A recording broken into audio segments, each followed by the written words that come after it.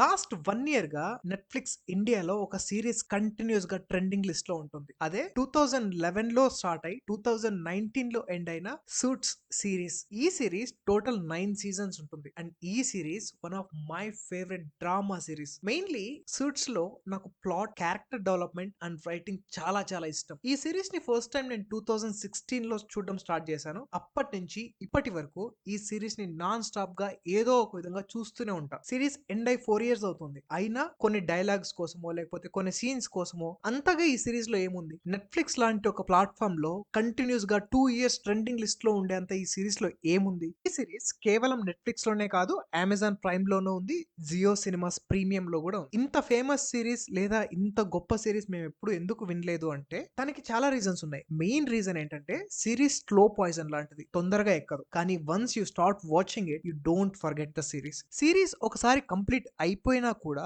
మళ్ళీ మళ్ళీ చూడాలి అనిపించే లాంటి ఒక సిరీస్ ఇది. బిఫోర్ వీడియోలోకి వెళ్లే ముందు ఇలాంటి మరిన్ని film videos and series recommendations and reviews కోసం please do subscribe to the channel The Filmy Fellow. First of all, Suits series ఒక కామెడీ లా డ్రామా సిరీస్. ఒక లా ఫర్మ్ ని బేస్ చేసుకుని ఈ సిరీస్ మొత్తం ఉంటది. స్టోరీ విషయానికి వస్తే మైక్ రాస్ ఒక డ్రగ్ డీలర్. తనకి లా అంటే చాలా చాలా ఇష్టం. ఒక రోజు డ్రగ్ డీలింగ్ టైంలో పోలీసుల నుంచి తప్పించుకోవడానికి అసిస్టెంట్ లాయర్ కోసం జరుగుతున్న ఒక ఇంటర్వ్యూ రూమ్ లోకి ఎంటర్ అవుతాడు. అక్కడ ఉన్న లాయర్ హార్వీ స్పెక్టర్. ఇతను న్యూయార్క్ సిటీలోనే one of the best closer. ఇతనిని కన్విన్స్ చేసి, నిజం చెప్పాలంటే మైక్ కి ఉన్న లా నాలెడ్జ్ తో సిటీలోనే బెస్ట్ క్లోజర్ అయిన హార్వీ స్పెక్టర్ ని బీట్ చేసి మైక్ ఆ పొజిషన్ ని సంపాదిస్తాడు. ఇతను హార్వర్డ్ స్టూడెంట్ కాకపోయినా, అసలు లా స్టూడెంటే కాకపోయినా లా ఆఫీస్ లో జాయిన్ అవుతాడు. ఇలా వీళ్ళ ఫ్రెండ్షిప్, అదే ఆఫీస్ లో ఉన్న పారాలీగల్ తో మైక్ రాస్ లవ్, డానా అనే ఒక సెక్రటరీ అండ్ హార్వీ స్పెక్టర్ మధ్య ఫ్రెండ్షిప్, లూయిస్ లిట్ అనే ఒక character, office head Jessica Pearson, వీళ్ళ మధ్య జరిగే ఒక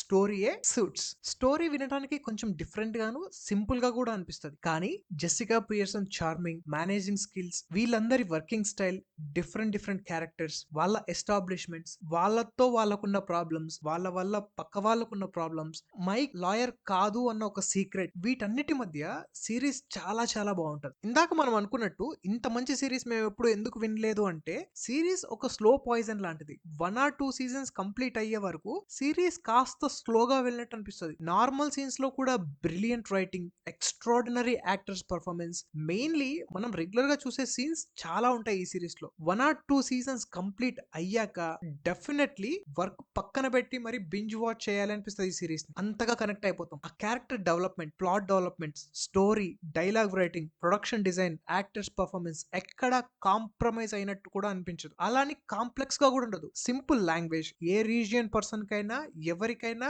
ఈవెన్ ఇంగ్లీష్ రాకపోయినా కూడా సింపుల్ గా అర్థమయ్యే లాంటి ఒక సిరీస్ ఇది. ఈ సిరీస్ ని అందరూ ఇంత ఎక్కువగా చూస్తున్నారు ఈ మధ్య కాలంలో అనడానికి ఇది ఇంకొక మెయిన్ రీజన్. అలాని సిరీస్ అందరికీ నచ్చుతుందా అంటే డెఫినెట్లీ నో. మెయిన్లీ ఇది ఒక comedy political drama series.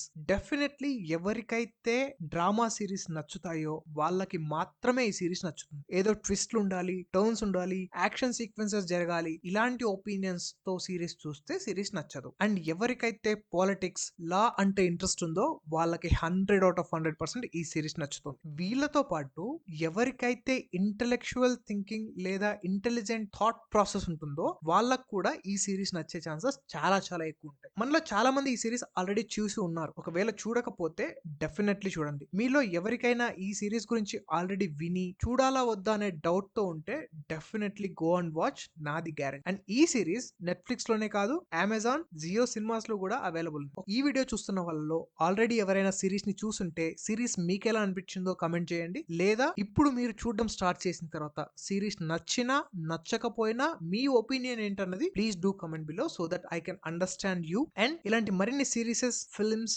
Suggestions కోసం please do subscribe to the channel The Filmy Fellow. ఇంకొక వీడియోతో మళ్ళీ కలుద్దాం. Until then please do take care of yourself. జై హింద్.